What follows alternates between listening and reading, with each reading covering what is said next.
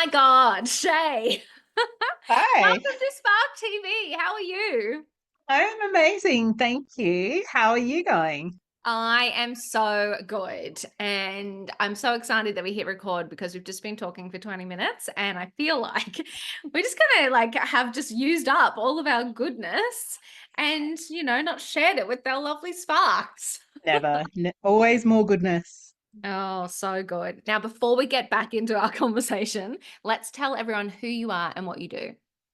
So my name is Shaye. I'm the founder and CEO of Pallas, and I help women leverage their business or use their business to create financial independence. So I'm a CFO by trade, and I've kind of boxed up a bunch of my experience and all of my everything feminist and pointed that directly at all of the amazing women hustling super hard. And I guess I just want to help them not have to hustle so hard, and get some of the foundations really great for them.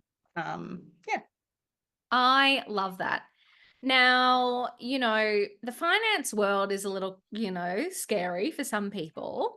Mm. What is it? What is financial independence? So, when you say financial independence, what do you actually mean by that? So, at the risk of being a little bit polarizing, No, I I think of do it. and let's be really inclusive. Let's hear the inclusivity in what I'm about to say.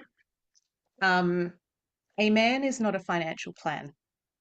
Mm, And so anything else kind of qualifies for financial independence in my view. So for me, it's about not that I don't, I have a beautiful husband. He absolutely contributes financially now, and a whole bunch of other things. But it's for me, it's about, if I absolutely have to or had to for any reason, could I do all of this on my own? And that's really important to me because when I was 30, I separated with the girl's dad. We were in a very unsafe environment. And I was very fortunate to have my parents take me in. But I literally made the decision to divorce all of my assets, all of my things. I'd wow. had kids, so my super was awful. So I pretty much started from financial ground zero, right? And that's me as a chartered accountant with a financial advisor as a dad, with all of the financial literacy pretty much a person could have. And it was kind of because of that that I realized that it's not so much about the knowledge, it's about the empowerment to apply it, right? Yes. So that my whole thing is, yes, I want to help with skills. I want to help with knowledge. I want to help with all of that, but I also want to help with permission to prioritize financial independence. Mm, Because even like so many incredibly smart, incredibly capable women still feel like they're not worthy of prioritizing that for themselves, or for some reason they're concerned that it might threaten someone else that's in their life or whatever that is. Whereas the blokes are born with just an entitlement, and it's completely normal for them to be financially independent. Like, duh, they wouldn't even yeah, think as about if you it. wouldn't be. Yeah. Right. Mm, So that's what it's about for me. And, I think that women that run businesses have got a really unique opportunity to, like, literally almost tomorrow, like, we might have some tidy up work to do, but very, very soon, and for the rest of their lives, mm. establish and maintain a position of financial independence so that if they ever need a choice, they can make one. I love that. It's really interesting because I think this just takes so many forms. And I do love that you called out that, you were a chartered accountant, had all of the education, because it's really interesting. I think about, like, as you're talking, I reflect on my previous relationship.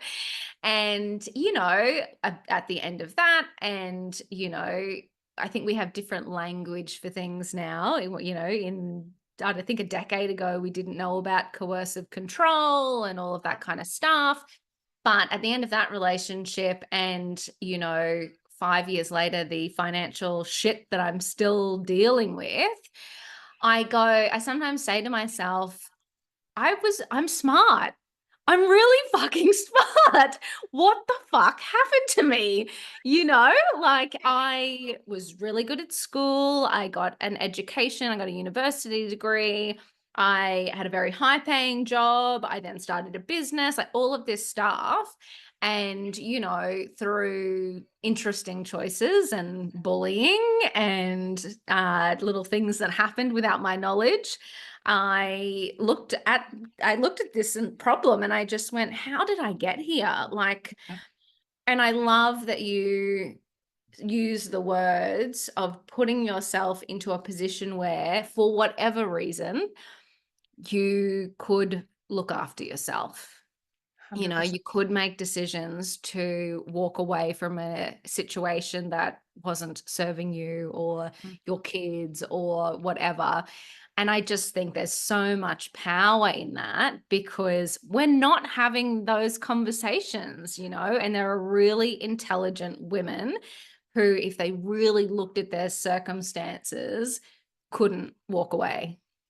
100%. And I hope that you don't, that there's no there's no shame in the learnings that we've Mm.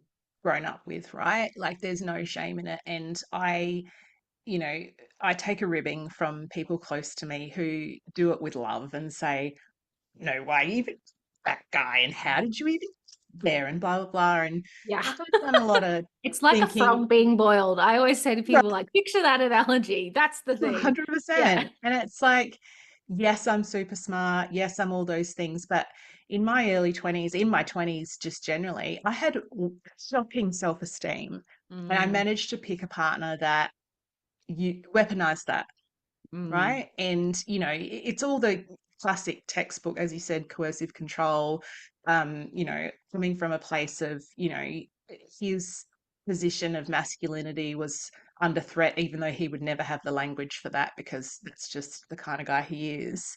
But it's like, it's not something to feel shameful about. mm. It's genuinely a learning thing. And, am I feel really grateful for that because one of my one of my dear friends who actually was a mature age grad in a finance team that I used to run, he's got his own accounting firm now and he's a brilliant human and he's always been a brilliant human. But I remember him saying to me, like even a couple of years ago, he goes, "You used to be a mole."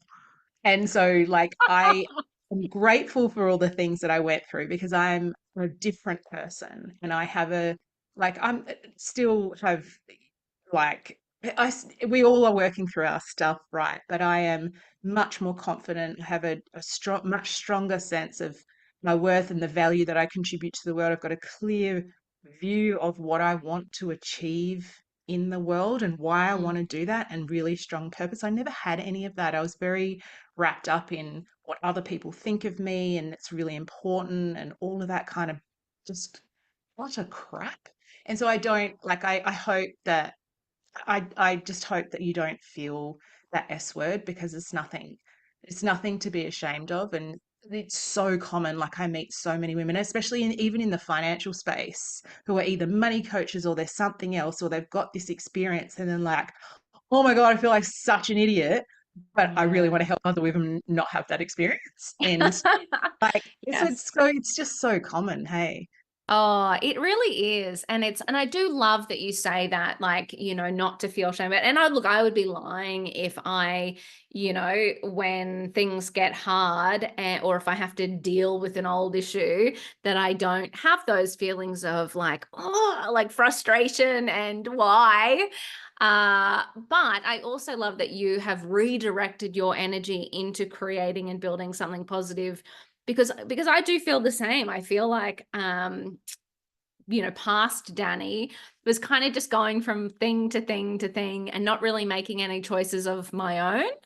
I was kind of just ticking the boxes, doing what I thought I was supposed to do. You go to uni, get a good job, you find a bloody boyfriend, you buy a house, do all the things, and I never felt happy. Like I was never in control of my choices. Mm. And yes, what transpired was fairly rubbish. But you're right. Like now I'm like so intentional, and I, yeah, I look back and I think perhaps without a negative experience, maybe I would have just kept going from thing to thing to thing and then woken up and being 70 and gone, what did I do with my life? So I almost think, I almost am grateful for the experience because I too have come out the other side and gone, how did that happen? But it's now means that I operate in such a different way. So you've got to be, I guess, you've got to look at the positive. You've got to take the win. 100%. And I often giggle these poor men that have ended up with us, right? Oh my God, I feel so sorry for my husband now. They knew what they were getting Yeah, into, yeah. right? Oh my gosh. No, I'm really grateful. And I think like I haven't met your partner, but certainly I was pretty deliberate in the kind of humans that I surrounded myself with after Yeah. that time, and really grateful for the beautiful human that I get to spend my time with. As much as sometimes he's like so gross and he's in motorsport, so he says the crassest things ever, and sometimes they accidentally fly out of my mouth also, which is embarrassing. But like it takes a special person, I think, to take on someone else's kids. Do you know what I mean? So, my girls with my ex-husband, and he's been part of their lives since they were 2 and 4, and is Mm, absolutely the best male role model in their lives without doubt. And now that they're 12 and 14, like you can really see them start to see the world for what it is and see these humans around them for what they are also. mm. So something really validating in that. Yeah, anyway, I'm gushing. I no, I love it because that's probably the flip side to this conversation is I get mad about man bashing, because there are amazing men on the planet. And, I have obviously had negative experience. So I feel like it'd be very easy for me to man bash.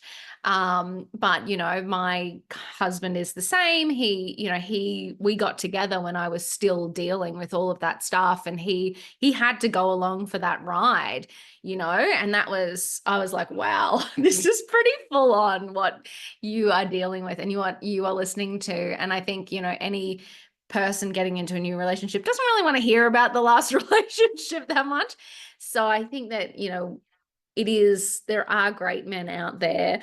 But I think that it comes back to what you said around that education piece, right? Like, know where you are at, know what you are in, and have a plan Totally. to be okay by yourself. 100%. I find that really tricky, actually. Like, even when I was kind of floating the concept of Pallas with some like inner circle, there was a couple of guys in my circle in particular, and like each to their own. And the reason why I kind of socialize my ideas is because I want to be open to things that I don't think. Do you know what I mean? And Yeah. that whole thing of follow people that don't think like you and blah blah. And one in particular said to me, "Everything you have said to me, I feel threatened to my core." And I was Wow, like, "Whoa, really? whoa!" And like I know that. I can be very firm and, can come off as very aggressive about the things that I'm passionate about. And I sense check that with all the bullshit that society tells us that if we're not warm and meek, then we're not Fuzzy, feminine, yes. all of that stuff. But he genuinely said to me, how are you going to work with a person that you are literally telling to protect themselves from their partner that they love? And Mm, it's like, I hear you, but that's also not the point. So yeah. and my wrestle was with, if you're feeling threatened by the idea of your wife having her own money and her own choice, I feel like that's a you problem, not a Shay problem. And like, Yeah. I can't market that way. Well, I probably could because men are not my target market, clearly. But it's also not my Yeah. intention. Like, I don't like to man bash either because I've got amazing men in my life. It doesn't Mm, change the fact that we live in a patriarchal society from which they benefit the minute they breathe air. It doesn't absolutely. change the fact that we still struggle, especially us millennials, with being strong and empowered and all the things that we were brought up with. But if we're in this kind of relationship, we probably live with men that weren't brought up that way and don't really know how to deal with us, kind of crazy empowered women. Yep. And that then, as well as a parent, we've got all this fear around, how our daughters either how our daughters are going to stay safe in the world, or how we help our sons be Mm, great humans rather than Andrew Tates or whatever. It's yeah. yeah, it's really tricky. And I know, like, even today, I got really razzed up while I was on my morning walk, which is supposed to be a mental health walk. Yeah, that was supposed to be relaxing. I Yeah. know. And I legged it home because I wanted to practice my cut skills, which are woeful, and share something. And it was like just literally stating facts. And I thought this is going to be borderline man bashing, but it wasn't the intention. Mm, I get a lot of feedback about, oh, but surely you'd, CFO for some man businesses because there's A, more of them, and B, they make more money. I'm like, which is sure. actually not a fact, but anyway, yes. Right. Yeah. Um, and it's like, and someone has even used the language with me before, why do you discriminate against men? And like, Wow. feel like that was just trying to trigger me, and it didn't. So whatevs. But like the You're like, whole, that's growth. Hashtag growth. and then I went home and said, so said to me today. It's not about discriminating against them. I think for me, it's that I recognize that my industry has underserviced women since the dawn of time. And Mm, it's my choice with my profession and with my experience and with all my skills to point it at a group of humans who I feel like are more in need. yeah. And that is literally it. The only I love reason I that. get raised eyebrows is because it happens to be women. Do you know what I mean? Yeah. It's wild, isn't it? It's mental. Oh my God. So, where do we get started? If I'm listening to this podcast and I'm thinking, you know what? You're right. If the world ended tomorrow, I'd be in a sticky spot. Yeah. Where does somebody who might be, I guess, having their eyes opened for the first time, where do we even start to go on the journey to financial independence? So if we're a business owner, and I am kind of deliberate about staying in that lane because I'm not a money coach and I'm not a financial advisor that works with individuals and does Mhm. investments and things like that. I do business. Yeah. Um, the first thing I would be suggesting is getting very clear on what you need to earn. Mm. So, like, I've seen about 50 million reels on Instagram the last 2 weeks about what are your revenue goals and increase your sales to 30 a month and blah, blah, blah. But it's like, who cares if you don't even know what you need to live on? Who cares Yeah. if you don't even know what you need to survive? So, the very, very first thing, I mean, this is how I work with my clients is I love your big ideas. I love the impact you want to have on the world. I love all of that. We're going to do all of that. The first thing we need to do is get you paid. Because if Yes. you're not getting paid, then you don't have any money, you don't have any energy, and you can't solve the big problem that you want. And Yeah. so doing the kind of baseline activity that says, what do I need to live on? Yeah. Like, and perhaps it's not live in my big mansion in Brighton. It's what do I actually need to live on? Like if I had to, right? Do those numbers, work out what that number looks like for the year, whether that includes, and like for me, because I've been a single parent before, having all of that to cost yourself as well can be a Mm, bit scary. But just do the exercise, right? It's super interesting. So there's that. And that then informs essentially what profit you need to be making from your business at a mm, baseline level. And from there, you can work up and go, cool. So, what do I do? What services do I provide? What are the things I'm selling? What does that need to look like? And we can do an exercise that basically chunks that down and says, right, if I am, let's just say I'm a consultant, if I am billing by the hour, how many hours do I need to bill at what rate to be able to make this much money? Normally, what happens at that point is maybe a bit of upchuck because it's they like go, I physically can't work that many hours. that is more hours than is in a year. And so, and this is why that first process is so important because it starts Mm, to antagonize the things that we've been told have to be a way, or the way we've always been doing things. So for people like me in financial services, it's hourly rate billing and all that kind of boring stuff. It's very limiting. So starting with that baseline of what do I actually need to earn? And look, Mm, trying not to freak out that you're not there yet, I think as well is probably one dot yeah. B or one dot A. Well, let's start at A. Because it's okay. It's okay if you're not there yet. Actually understanding what it is really important. I love that so much because I think that sometimes, yeah, you're right. It's easier to say, I want to make $1 million a year. Because it's kind of like that's far enough away that there's like no risk, no fear, no commitment. It's just a big, lofty goal. Mm, Looking at where you're at and what you need to do to like eat food uh, is actually super confronting. You mhm, know, there are people who don't open their bills because they're just too scared to look at them. You know, mm, I think that I love that you start with what do we actually need here yeah, as the baseline because I kind of feel like that can be a lot scarier for people. I totally agree. Like in reality, so we've got 800,000 women-owned business in Australia. Only 12% of those make more than 100,000 in revenue. So we're not even talking about profit yet, we're talking about revenue, right? Wow. Only 1% of those make more than $1 million in revenue. So, Wow. right, it's a really small number. And then you've got the point zero zero zero whatevers that are Melanie Perkins and blah, blah, blah. Yeah. Um, or- um, so I really like the idea of having a very high level kind of 5 year North Star. I love that for everyone.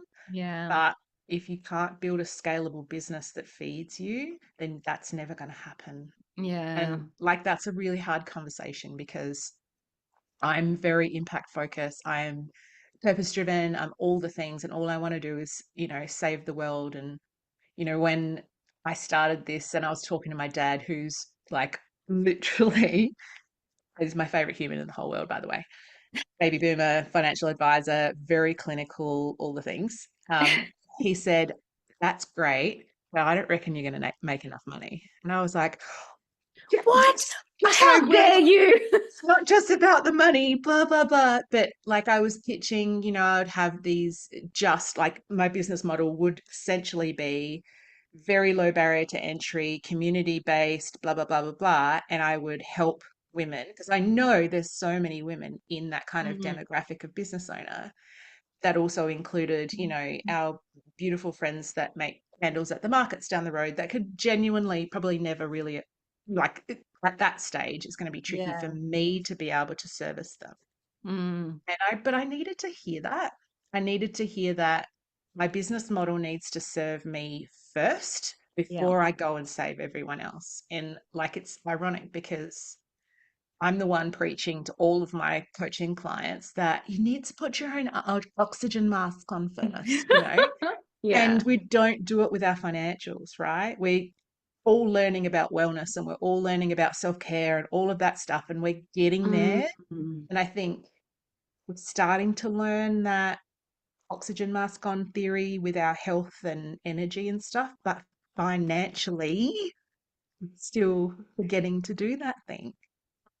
Yeah. And I'm like, what's coming up for me is knowing your numbers is self-care. Like, do you know how fucking stressful it is when you get to the end of the month and you don't have any money? Like, it's the worst. I just had a meeting with someone who's had to let their employee go. And they were like, I just couldn't bear the stress of how am I going to make sure not only I eat, but my employee eats.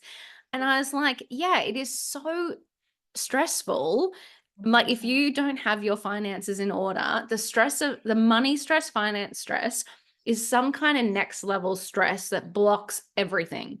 If you're worried about money, you're so right. Like impact, creativity, inspiration, wanting to get out of bed in the morning, all the things Mhm. become so much harder. So Totally. I love the idea of, getting your head around your numbers and putting your oxygen mask on first Yes. is the ultimate form of self-care. I can see like a post, Insta post on that. Oh, I can see it too. From me, a very amateur social media person. My gosh, talk about a learning curve at 42 nearly. Oh my God. That's But hilarious. Isn't it I'm funny? Like you start a business and you're like, I am an amazing expert in my field. And all of a sudden, I am now all of these other roles, then I'm starting from intern level. totally. And like, that's such a good point. And one of the things that I have never liked about the way that I was brought up in my industry was it felt very elitist and oh, unless you're at a certain size, we certainly couldn't service you and da da da. But Mm, also just the language that's used, particularly accountants, CFOs, anyone in that space um, it's so jargony that it doesn't help people that are learning. And that's one of the things yeah. that I try really hard at. And look, I fall back into 50 different acronyms all the time and always give my clients permission to be like, stop it, stop doing that.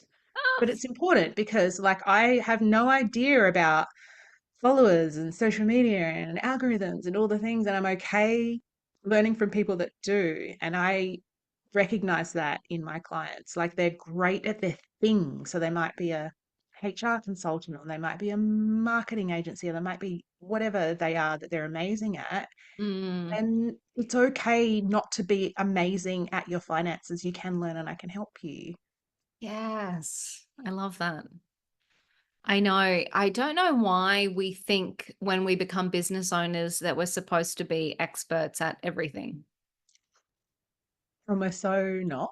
And that's No. why, like, this is going to be, I'm not intending to brown nose, but I'm actually very grateful. Communities like Spark and other communities where there are like people that are so good at their craft that can Mm, wrap around other business owners and be like, I can top you up here, I can top you up there. It's okay. You don't have to do it all yourself. That's like my favorite thing. And that was yeah. my first kind of iteration. I was like, I'm going to have an app and then I'm going to have these amazing, bucket of women that we, all help other business owners do this. And all the money is going to stay within women in business and blah, blah, blah. And it's kind of what happens. But Yeah. it's just like that idea that we are going to be brilliant at anything is ridiculous. Like, it's okay not to be amazing at everything. Being amazing at the thing that makes you all the money, please do Yeah. that. Yes, Right? absolutely. Yes. It's so true. And I'm always blown away at how, so A, women don't like asking for help, but B, women want to help. Like everybody else wants to lift you up, wants to support you, wants to give you all the tips and tricks, wants to, oh yeah, you just do it like XYZ. I do that every day. Like women are so here to help and support, but women have a hard time asking for it. You're so right. And oh my gosh, I was just thinking about because I've got this program that starts at the end of the month, and I've been thinking about how I frame some of this because part of it is learning about who your partners need to be and what you Mm, should expect from them. So in my space, it's about what the heck is even a tax accountant meant to be doing for me? What even is a bookkeeper like? And it's kind of clinical, but there's so many blurred lines and there's so much misunderstanding that like I just thought that would be really useful to clarify. But the thing is, giving them permission to ask them to do the thing for you. oh And my like God, it's yeah. like it's such a big bucket. It even happens at home, right? Like I work from home, so I've got proximity to the laundry. No, no, we both work full time, right? Yeah. Yep. Me having, and this took me a really long time too, don't worry, me actually asking, um, I need you to own some more of this stuff at home was a huge process. Like I know I just gushed about how spectacular my husband and he is, and the reason he is because maybe not in the moment, but he definitely hears where I am and he Mm. acknowledges that my feelings are real. He has his own feelings too. And it's like he's not like a unicorn or anything. But he will say, I am the boss of this thing. The flip side of that is you're not allowed to come in the laundry. Don't tell me how to do it. Yeah, Right. So I sure. think that's kind of fair trade. But it's just that whole process of deciding, especially after that yucky time where my natural instinct was I need to be in control of everything, which means I do Yeah. everything myself, absolutely everything myself. The girl's dad, like I'm still the default parent across two houses, right? Like he's Mm, just useless. So, actually letting people help me was mm, so scary because I was so afraid that I would become reliant on that. And then if it ever fell over, that I'd be up shit creek. But actually, the other side of that is how nice does it feel to offload that? How mm. enabling is that? And actually, how necessary? Like, so necessary. Yeah. And I just think there's so many layers to it, whether it is literally just asking your, Spark community for, has anyone got a contact or does anyone know how to solve this problem, to Mhm. asking your partner to support more in the home, to outsourcing something, to like, when I do, so in our monthly CEO time, I do a bit of journaling. And one of the things that I write down is the more I outsource, the more I grow. So it is that, like, just to get used to the fact that, yeah, it's okay to let go of things and it's okay to have other people support you, because it is really interesting. I think that, at the very beginning, we went financial independence. If everything fell to pieces tomorrow, we could just go, go, go. But it's like, that doesn't mean that you need to do everything. I love that we've come Yeah, to this other end of the distinction, that it doesn't mean that yeah. you already carry the weight of the world on your shoulders now. Hmm. It is the awareness of what you need in your life. It is the awareness of, what money do I need to eat, to support my family, to set up my financial future? It is almost starting with that awareness. And it doesn't mean carrying the weight of the world, and it does mean leveraging the people around you. 100%.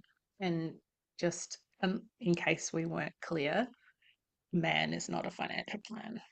I love that phrase so much. Oh, so good. Shay, you are absolutely incredible. Now, I always love to wrap up these podcasts with one last piece of advice. So, reflecting on your time in business, what would be a piece of advice that you would give to another woman on her business journey? I hope you edit out the thinking time. I do. There's Well, not in so the real many. podcast. In the I real, know, I know.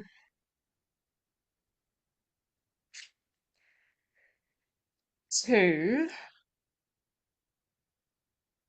Okay, it's actually very easy. Starting out, you need to build a business model that feeds you first before you save the world.